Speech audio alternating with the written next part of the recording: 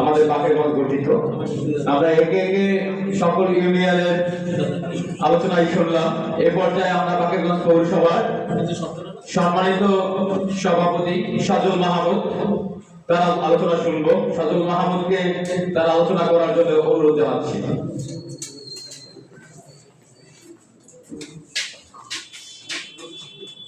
আসসালামু আলাইকুম, আশা করি সকলে ভালো আছেন। গভর্নমেন্ট বাকেরগঞ্জ 12 বছরে পদার্পণ করেছে। হয়তো আপনাদের সাথে আমার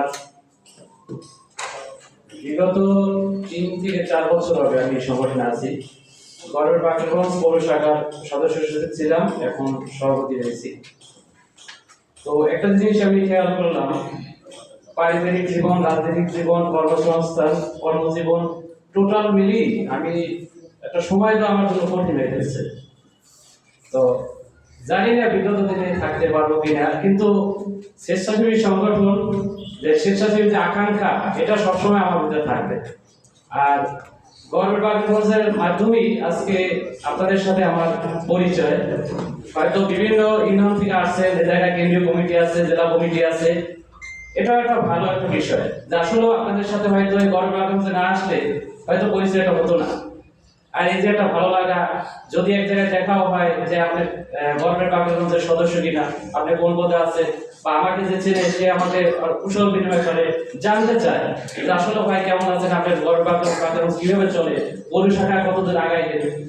তো উত্তরোত্তর আমি গভর্নমেন্ট বাকেরগঞ্জ সকল সদস্য এবং কেন্দ্রীয় কমিটি সহ সকলের প্রতি আমার এই থাকবে যে আপনারা আসলে এই সংগঠনের কাজ করতে এসে অনেকে অনেক মতামতের মন্তব্যের সম্মুখীন হতে হয়। অনেকেই বলে এই সংগঠন কি করবে, এই সংগঠন এই করতেছে, বিভিন্ন কেউ ভালো দিক বলে, কেউ খারাপ দিক বলে, এটা স্বাভাবিক বলবেই। তো সর্বোপরি উত্তরোত্তর সকলের সাফল্যতা কামনা করি। সবাই আশা করি ভালো থাকবেন, এই সংগঠন ভালোভাবে চলবে, আগের চেয়েও অনেক গতিশীল হবে, এটাই আমি বিশ্বাস করি।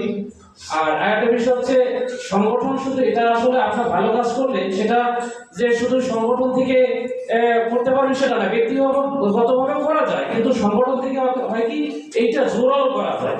আমার একটা চাওয়া পাওয়া আছে, আমার একটা ইচ্ছা আছে, সংগঠনের মাধ্যমে যদি এটা করি তাহলে এটা একটা গুরুত্ব পায়। যেমন আমার একটা ইচ্ছা আছে, আমি একটা সমস্যার বিষয়ে কথা বলবো, আমি এককভাবে যদি বলি তাহলে এই কথাটা অতটা গুরুত্ব বহন করে না।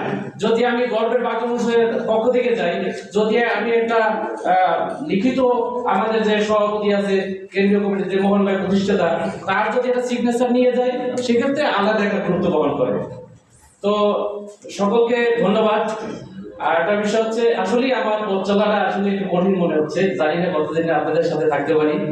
তো সকলের সফলতা কামনা করি। একটা বিষয় হচ্ছে, আল্লাহ পাকের নিয়ামত আমরা পেয়েছি, অনেক কিছুই ভোগ করেছি, কিন্তু কতটুকু রেখে যেতে পারলাম, এই বিষয়টা যদি সবার মধ্যে থাকে তা আশা করি আপনারা সবসময় ভালো দিকেই থাকবেন, ভালো কাজ করবেন। একটা বিষয় হচ্ছে রাজনীতিক একটা বিষয়, এটা আসলে কোনো দলের প্রচার না, যদিও একটা স্বেচ্ছাসেবী সামাজিক সংগঠনের ক্ষেত্রে একটা রাষ্ট্রের যে যারা ছিল, মানে রাষ্ট্রের যারা কর্মীতে থাকে, দায়িত্বে থাকে, যারা রাষ্ট্র পরিচালনা করে, তাদের দিয়ে এটা কিন্তু একটা প্রভাব পড়ে। অনেক কাজ যেটা আমরা এখন আবেদন করতেছি ইউনোর কাছে, এসএলকে আছে, এই কাজগুলো যদি একটা ভালো সরকার থাকে, কিন্তু এই অনেকটাই আমাদের এই চাওয়া পাওয়াটা কিন্তু চাইতে হবে, তারা সরকারই এটা পরিচালনা করবে।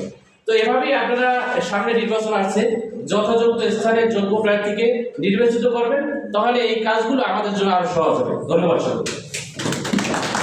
ধন্যবাদ।